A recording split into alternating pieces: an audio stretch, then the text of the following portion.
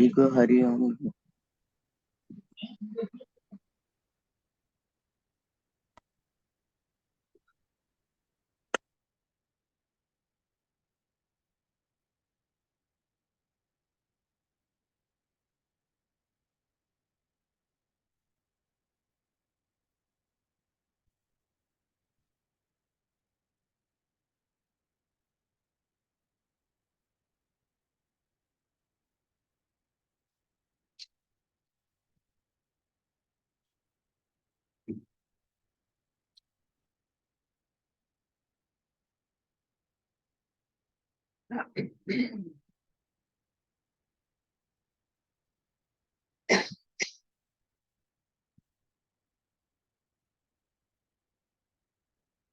शरीर शांत, मन शांत, प्रवृत्ति शांत, प्रकृति शांत। अब क्या करें?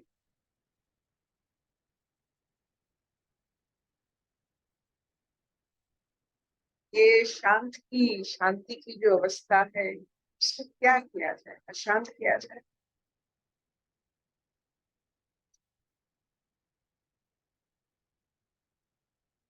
तो ये आजकल की जो भाषा है, उसमें बहुत डिमांड सप्लाई की बात होती है, क्योंकि मार्केट बहुत बढ़ता है। ये मार्केट इतना बड़ा है कि मार्केट की बात घरेलू बात बन गई। पहले बाजार एक गाली था।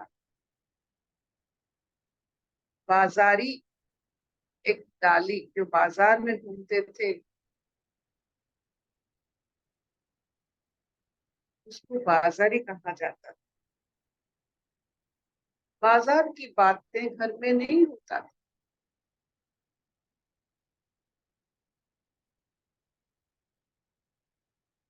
वैसे ये जो शांत अवस्था है, आपने बड़े प्रयत्न से, कोशिश से, अभ्यास से इसे हासिल किया हुआ है। उसे आप करेंगे क्या?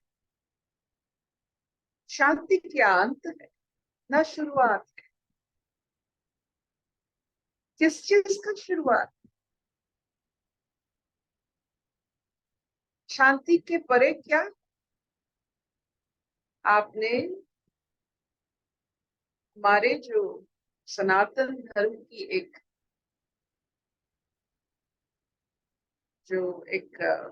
रचना की,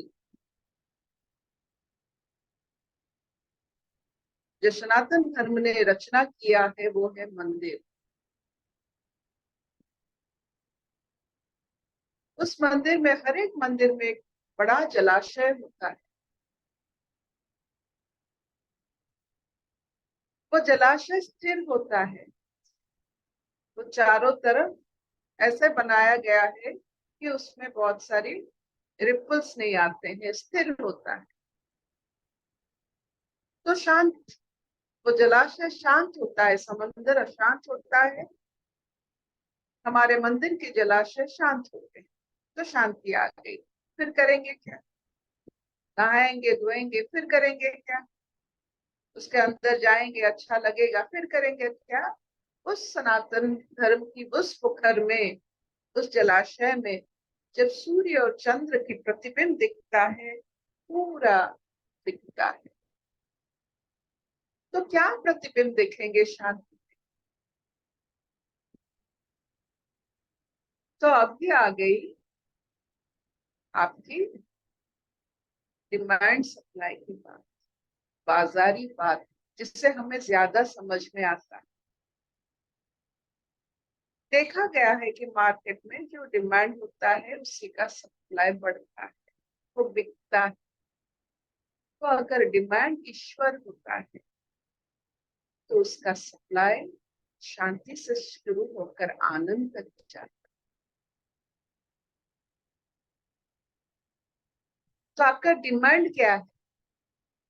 अगर ईश्वर है, ईश्वर सानिध्य है, ईश्वर में जैसे पुखर में हम डुबकी लगाते हैं, अगर ईश्वर में हम डूबते हैं, निकलते हैं, तो यही हमारा इच्छा होता है, तो सप्लाई भी बड़ा बढ़िया होता है। सप्लाई में शांति, विश्वास, आनंद, मधुरता, ये सब मिलता है।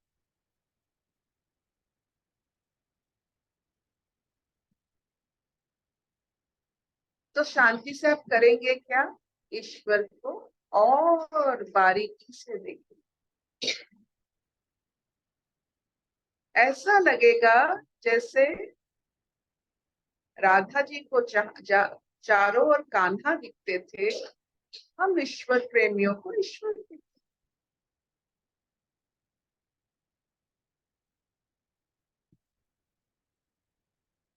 किवाड़ से लेकर झरोखे तक, कमोड़ से लेकर आपकी गहने तक, जब आपको कोई फर्क नहीं पड़ने वाला है, तब लेंगे कि शांति अपना काम कर रही है। शांति से ईश्वर दिखते हैं।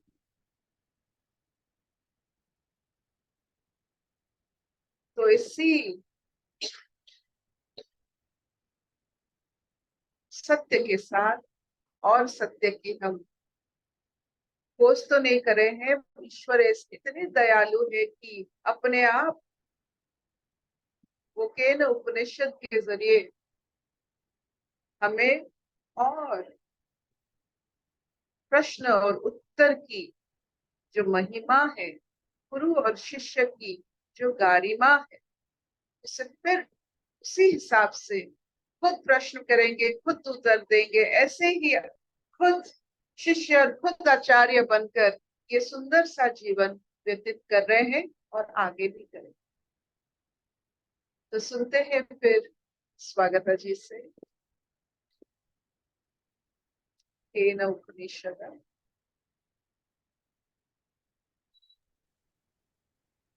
हरिओम अर्पिता, सबको मेरा प्रणाम। आज हम केनोपनिषद के द्वितीय अध्याय का द्वितीय श्लोक करेंगे। नाहं मन्ये सुवेदेति, नो नावेदेति वेद च, यो नस्तद्वेद तद्वेदनो न वेदेति वेद च। आचार्य के कथन को सुनकर शिष्य ने कहा, हे आचार्य, मैं ये नहीं मानता कि मैं ब्रह्म के स्वरूप को भली प्रकार जानता हूँ, और ना मैं ये मानता हूँ कि नहीं जानता, किंतु जानता हूँ। हम में से जो भी उसको जानता है, वो यही समझता है कि मैं उसको यद्यपि नहीं जानता तथापि जानता हूँ। यस्यां तं तस्य मतं, मतं यस्य न वेद स अविज्ञातं विजानताम्, विज्ञातं विजानताम्। तृतीय श्लोक में बोलते हैं, जो मनुष्य समझता है कि मैं ब्रह्म को नहीं जानता, वो उसको जानता है। जो मनुष्य ये समझता है कि मैं जानता हूँ, वो वस्तुतः उससे नहीं जानता। ज्ञानियों से वो अज्ञात है और ना जानने वाले उसे जानते हैं। अर्थात जो मनुष्य श्रवण मनन निधिध्यासन द्वारा उसके साक्षात दर्शन की चेष्टा करते हैं, वे ही उसे जान पाते हैं। ज्ञान का अभिमान करने वाले उसे कभी नहीं जान सकते। हरिओम।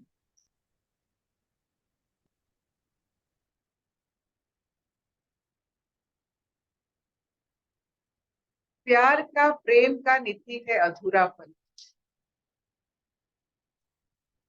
जितने अधूरे उतने प्रेमी।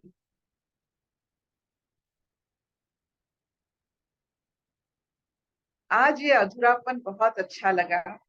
कि जो हम नहीं जानते हैं और जानते भी हैं वो ईश्वर। एक कहानी हर समय मेरे मन में आता है, आश्चर्य लगता है। एक इंसान, एक मनुष्य एक वारांगना से, वेश्या से प्रेम करने लगता है।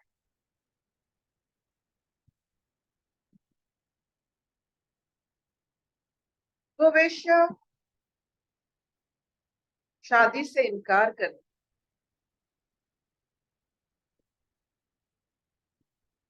और ये इंसान हर दिन उस चौखट पर जाकर उसको मनाने लगती है कि तू उसे शादी कर। वो मना करता रहता, हर दिन वही उसका एक जुनून बन गया कि कैसे वो वेश्या को अपने घर की इज्जत और घर की जो घरेलू भाव में उसे कैसे वो अपने घर को लाए। ऐसे ऐसे बुढ़ापा भी आ जाता है, उसकी चौखट में भी वो मर जाता है, लेकिन वेश्या उससे शादी। उसका प्रेम देखिए, हर दिन वेश्या के चौखट में आता है, वेश्या हर दिन मना करती है,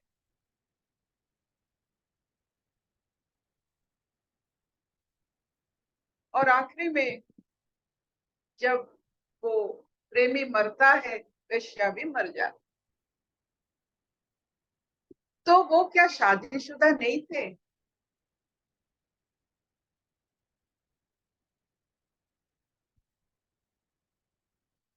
जो हर दिन जाता है वेश्या के चौखट पर मांगने के लिए, उसके हाथ नजर मिलाता है और उससे वेश्या मना करती है, वो क्या शादी नहीं था? प्रेम नहीं था?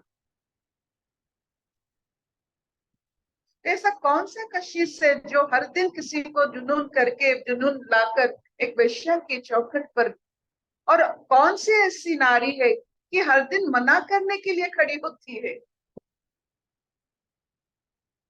क्या ये प्रेम नहीं? ये जो अधूरापन सब में होता है, ये अधूरापन एक, जो कहते हैं, एक ऐसा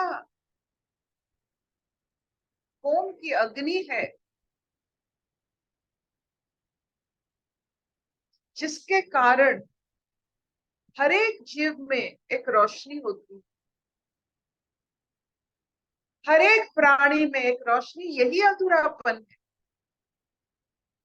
और ये अधूरापन हमारे सब में ऐसी भरी हुई है कि इससे ही हमें अच्छा लगता है। कभी भरते हैं, कभी आधा रहते हैं। तो ये जो हमारे जीवन में चलता रहता है, ये एक जैसे अपने आप में एक, क्या कह सकते हैं, एक एक सुंदर सा अनुभूति है, जिसके वजह से हमें नित्य नवीन नूतन लगता है। जो जितने अधूरे जिनको लगता है, वो हर दिन उनको नया लगता है। कैसे?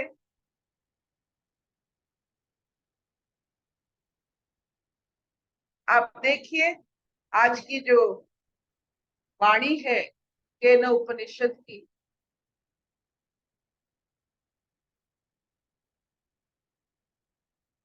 कि जो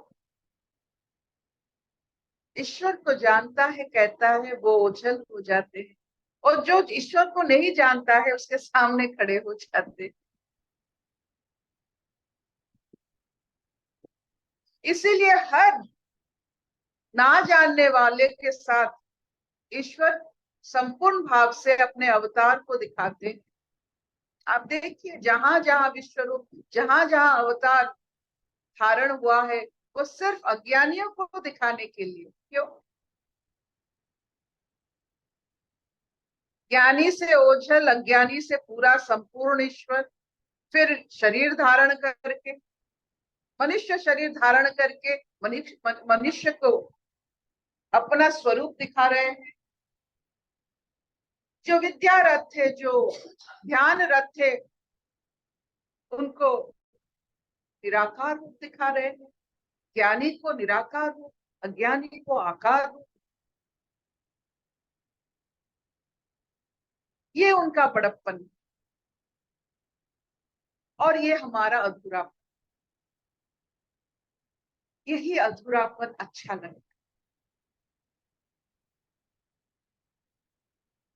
और ये अच्छा जो लगता है, ये अधूरापन एक प्यास है हमने, जो प्यास जागृत करता है। किसको प्यास अच्छा नहीं लगता है, किसको भूख अच्छा नहीं लगता है, क्योंकि उसी से स्वाद बढ़ता है।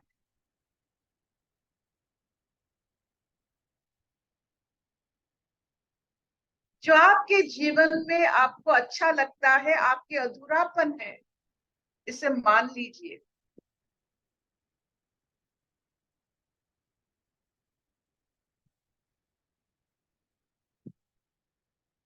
और ये अधूरापन तब तक है जब तक आप ईश्वर का, हम तो वर्णना नहीं कर सकते हैं, ईश्वर का अनुभूति आपको नहीं होता है, तब तक ये अधूरापन रहे। जैसे हनुमान को बहुत भूख लगा था, बहुत भूख लगा था, तो सबने उनको बहुत सारे खाना खिलाया, फिर भी अधूरापन है।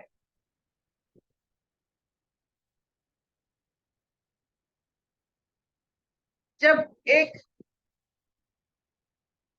साधु ने कहा कि ये सिर्फ भूख मिट सकता है नारायण की आगमन से, तो तुलसी थोड़ा डाल दीजिए उनके खाने में।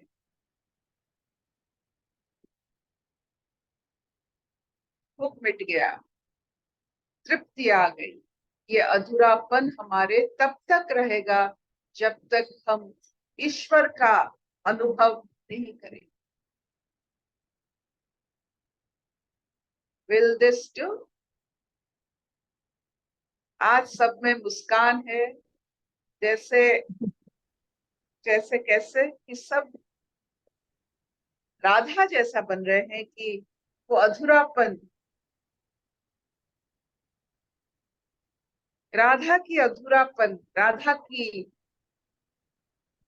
आप तो देख रहे होंगे कि जीवन भर जो अपेक्षा करती है वो शिव की नंदी होती है, नहीं तो कान्हा की राधा होती।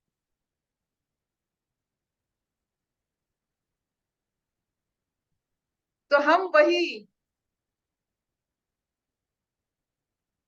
पशु लोक में नंदी बनते हैं, अगर मानव है तो राधा।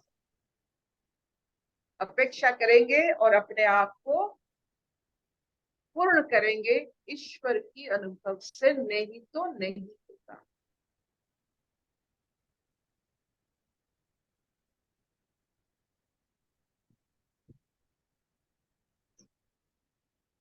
नहीं चलिए हम्म। चलेगा। Will this do?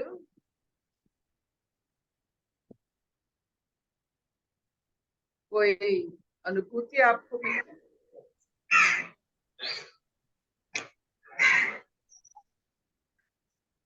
Hariom Arpita दीदी। हाँ, हरिओम। आज दीदी एकदम ना हरिओम। जैसे, हाँ, आज लग रहा है जैसे एकदम, जैसे दिल से कोई वो बोल रहा है, दिल दिल से मिल रहा है। जो आप बोल रही हैं ना कि उसको हर चीज में कृष्ण दिखता है, तो सच में माँ, मेरे को तो हर, माने कि अणु अणु एकदम में लगता है कि अब मेरा गुरु है, मेरा गुरु है। और सच में आज तो एकदम ऐसे लग रहा है कि पता नहीं मेरे अंदर से से कोई बोल रहा है, मैं उससे जुदा नहीं हूँ। एक-एक वर्ड जो आप बोल रही हैं ना, वास्तव में एकदम आज छू गया मन को, जैसे अंदर को, हृदय को। प्रेमी हो आप, अधूरे हो, हाँ, इसीलिए अधूरे अच्छा हैं। लगता है। सच में एकदम, जो बोलते हैं ना, प्यार की प्यास।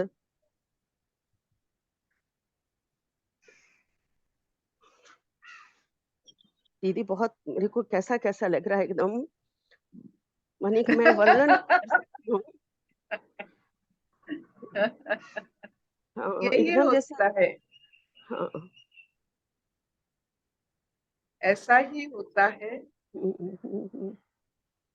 वाणी कहाँ कहाँ छूता है। सच में वहाँ कोई जहाँ स्पर्श नहीं हुँ, करता है, वहां जाकर वाणी छू हाँ, के आता है। हाँ, हाँ।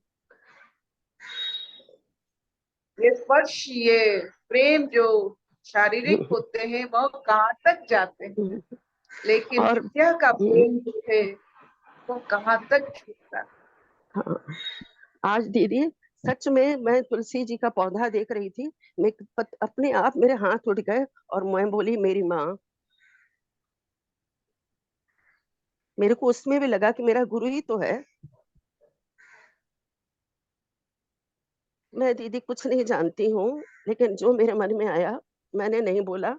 इस क्या होता है। बढ़िया बढ़िया, बहुत बढ़िया।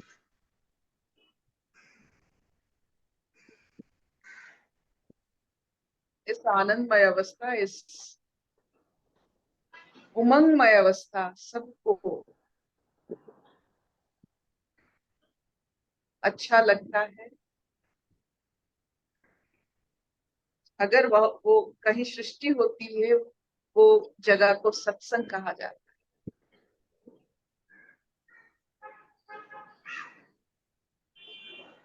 हाँ। है। असतोमान सद्गमय, तमसो मा ज्योतिर्गमय, मृत्युर्मामृतं गमय। सर्वे सन्तु निरामया, सर्वे भद्राणि पश्यन्तु, मा कश्चित् उधर दुःखभाग् देखना तेरे कमरे में होता, जहाँ पे भवेत्। कंप्यूटर है। शांति शांति शांति। तो शांति एक शुरुआत है, वो अंत नहीं है। शांति से शुरू कीजिए ईश्वर दर्शन। जैसे हम लोग बचपन में नया किताब खरीदते हैं, उसका कवर लगाते हैं, फिर उसको रख देते हैं कि कल करेंगे। सब कुछ करते हैं, शांति तक आ जाते हैं, फिर शांति के बाद क्या होना चाहिए पता नहीं।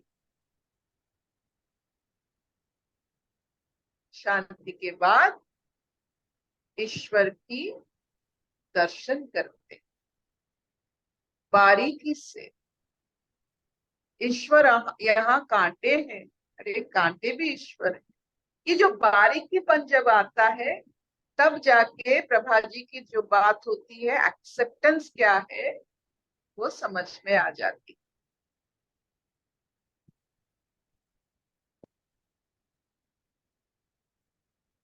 बाई बाई प्रेमियों, बाई बाई।